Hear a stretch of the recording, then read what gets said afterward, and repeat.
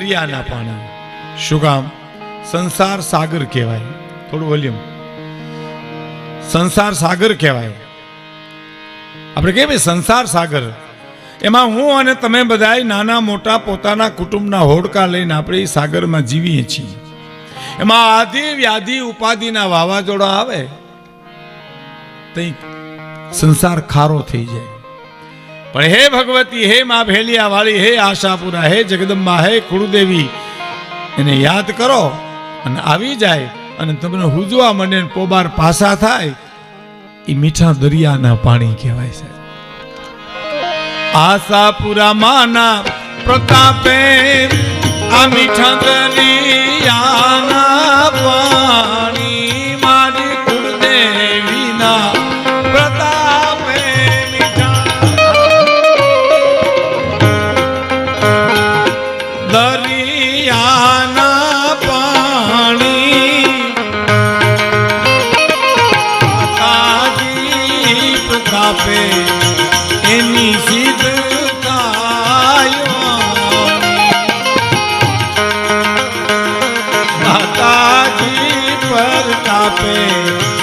એની સિદ્ધ થાય. આશાપુરા માના પ્રતાપે ઓ બાર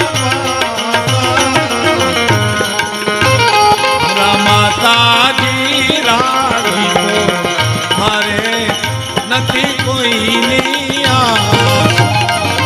માતાજી રાણી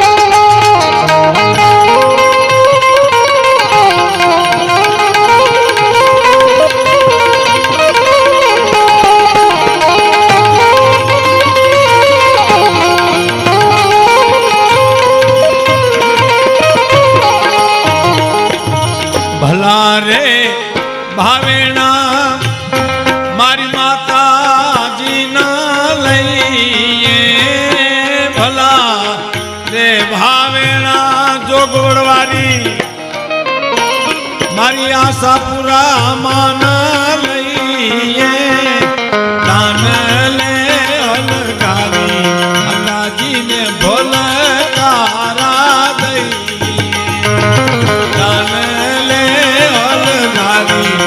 માતાજીને ભલકારા દઈ. આશાપુરા માં પ્રતાપે જાણે જાણે માતાજી રાજી તો અમારે નથી કોઈની આશા. માતાજી રાજી તો અમારે ભગવતી આશાપુરાની અસીમ કૃપા જાડેજા પરિવાર ઉપર અને જડેશ્વર મહાદેવની પણ અસીમ કૃપા. જગદંબા અને મહાદેવ શિવ અને શક્તિની અસીમ કૃપા વિના માણસનું જીવન લીલું ન હોઈ શકે સાહેબ. અને છોડવું પડે, આપવું પડે, આમાં દેવું પડે છે. હે આટલું ભગીરથ કામ કરવામાં કેટલો ભાવ, કેટલો આવકારો, કેટલી મીઠપ, કેટલા સંસ્કાર. હા, એક વાત મને બહુ ગમે છે, સંસ્કારને આવતા પેઢિયું લાગે, સંસ્કારને જાતા પેઢિયું લાગે. ફરીવાર સાંભળજો મિત્રો, સંસ્કારને આવતા પેઢિયું લાગે. વિસલ ના આવી જાય કેશુભાઈ. સંસ્કારને જાતા પેઢિયું લાગે.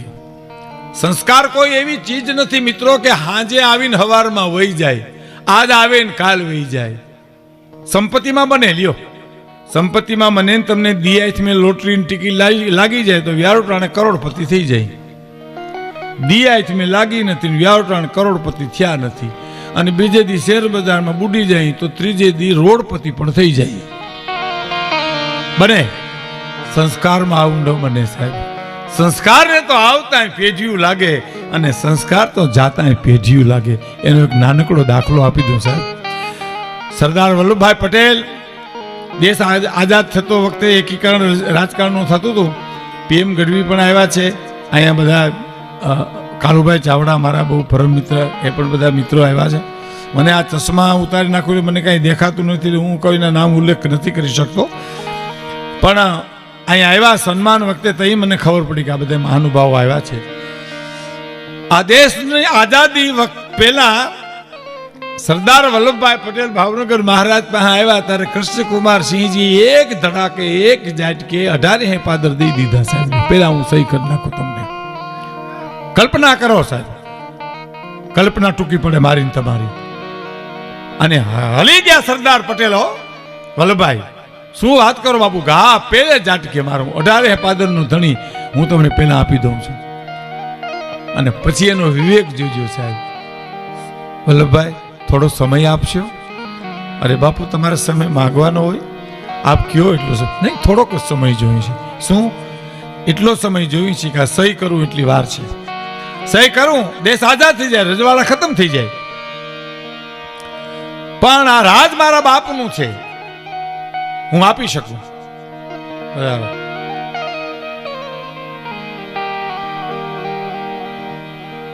આ રાજ મારા બાપનું છે, હું આપી શકું. પણ મારે મહારાણીને પૂછવું છે કે તમારા પિયરનો જે દાયજો આવ્યો છે, કરિયાવર આવ્યો છે, એનો હું માલિક નથી સાહેબ. આ સમજણ, આ સંસ્કાર, એનો હું માલિક નથી. અને મારે મહારાણીને પૂછવું છે કે રાજ તો મારું છે, સહી કરું એટલી વાર આગળ વયું જાય. પણ તમને મારે પૂછાવવું છે કે તમારો જો પિયરનો દાયજો આવ્યો છે, કરિયાવર આવ્યો છે, એનું શું કરવું? અને માણસને મોકલ્યો સાહેબ, જેને એટલું કીધું. મહારાજ સાહેબે પૂછાયું છે મહારાણી બા કે રાજ જાય છે, સહી કરે એટલી વાર છે, પણ તમારો જે કરિયાવર ને દાયજો આવ્યો છે એનું શું કરવું? એટલે પૂછે છે મહારાજ સાહેબ. મહારાણીનો જવાબ સાંભળજો સાહેબ કે મહારાજ સાહેબને કહી દો કે આખો હાથી જાતો હોય ને તો એનો શણગાર ઉતારવાનો ન હોય એમ. આખો હાથી જાતો હોય તો એનો શણગાર ઉતારવાનો ન હોય. આનું નામ સંસ્કાર કહેવાય સાહેબ. એ આવતા પેઢીયું લાગે, જાતા પેઢીયું લાગે. એક બીજી વાત તમને કરી દઉં, સંસ્કાર ને સંપત્તિની જીવનમાં બેયની જરૂર છે. ફરી વાર સાંભળજો મિત્રો, સંસ્કાર ને સંપત્તિ એની જીવનમાં બેયની જરૂર છે. પણ ફેર એટલો છે, સંસ્કાર હોય ને વેલા મોડી સંપત્તિ આવે, પણ સંપત્તિ હોય ને સંસ્કાર આવે એવું નથી. નો આવ્યા ને લંકામાં ઠેઠ સુધી નો આવ્યા. લ્યો, આખી હોનાની હતી કે નહોતી? પણ સંસ્કાર નહોતા. અને આ વ્રજમાં ગોકુળમાં સંપત્તિ ક્યાં હતી? સંસ્કાર હતા. તો અખિલ બ્રહ્માંડના માલિકને જેલમાંથી છૂટી જન્મ થયો, સીધો વ્રજમાં ગોકુળમાં આવ્યો. અહીંયા આવે લક્ષ્મીજી આવ્યા વિના રેજની આવી ગયા ને, આપણે પહેલા દોરમાં વાત કરીને. હે, અને બીજી વાત સાંભળજો સાહેબ, સંપત્તિ હું અને તમે કોકને છેતરી લઈ શકીએ, સંસ્કાર કોઈને છેતરી ન લઈ શકાય સાહેબ. એ તો મારે ને તમારે જીવવું પડે, જીવવું પડે અને જીવવું પડે. અને ત્રીજી અને છેલ્લી વાત, તમામ મેળવેલી સંપત્તિ મૂકીને વયું જવું પડે. સંસ્કાર તો ભાતા તરીકે કાયમ આવે છે, આ જીવ જ્યાં જાય છે ત્યાં સાહેબ. આ દેશની મૂડી સંપત્તિ નથી, સંસ્કાર છે. ક્યા વાત, ક્યા વાત હે? સંપત્તિ નથી, સંસ્કાર છે. તો શું કરું? દાન અલગારી લખે તખતદાન રોહડિયા, અદ્ભુત કવિ સાહેબ. કવિની કવિતા અદ્ભુત હોય. ગોંડલના કવિ બેઠા હતા, સાંભળજો. એમાં છોકરો આવ્યો, દીકરાનો દીકરો રોવા માંડ્યો. એટલે કવિએ પૂછ્યું કે કેમ રોવા માંડ્યો? કે હું કાચની બંગડીથી રમતો હતો ને એમાં બંગડી તૂટી ગઈ ને એનો મને આંખમાં જોકો લાગ્યો, એટલે હું દાદા રોવા માંડ્યો.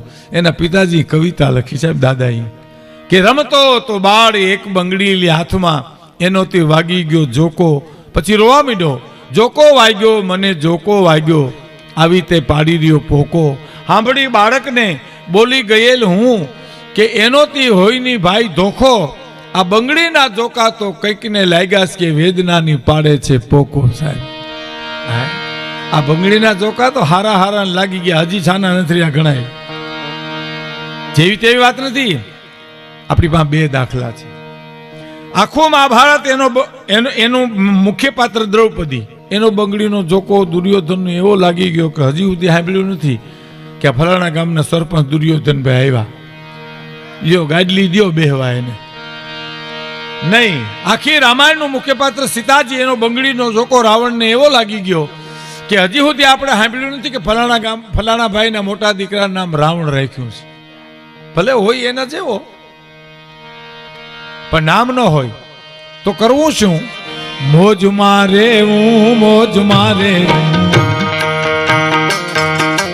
મોજ મારે હું રે, મોજ મારે હું, મોજ મારે મોજ મારે હું રે. અગમ ગોત્ર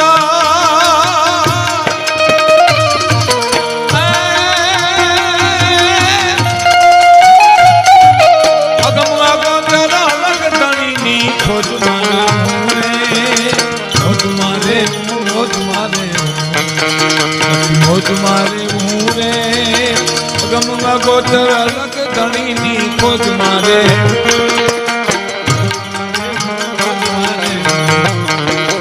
મોજ મારે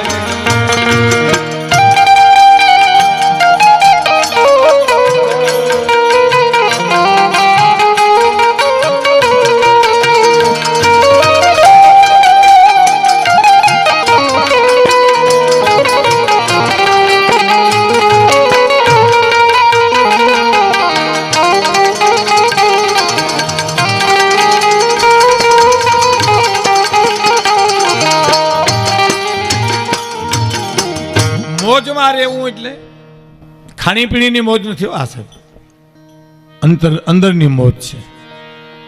5 વસ્તુ અંદરથી આવે. દુલા કાગ એમ કહેતા 5 વસ્તુ: ચિત્તની શાંતિ અંદરથી આવે, મનની પ્રસન્નતા અંદરથી આવે, દિલની દાતારી અંદરથી આવે, ગુમડાની રૂજ અંદરથી આવે અને ટાઢિયા ટાવની ટાઢી અંદરથી આવે.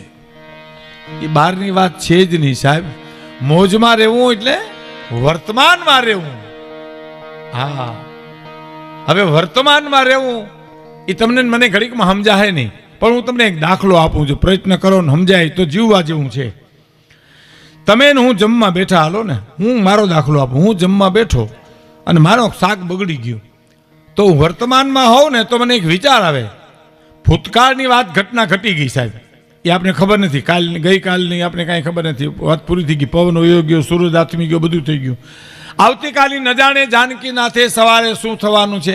જીવન તો વર્તમાનમાં છે, જીવી લ્યો. એટલે તો આજની ઘડી રડિયામણી કે છે ને આપણે ત્યાં, હે કાલ કોને દીધી? આજની ઘડી રડિયામણી.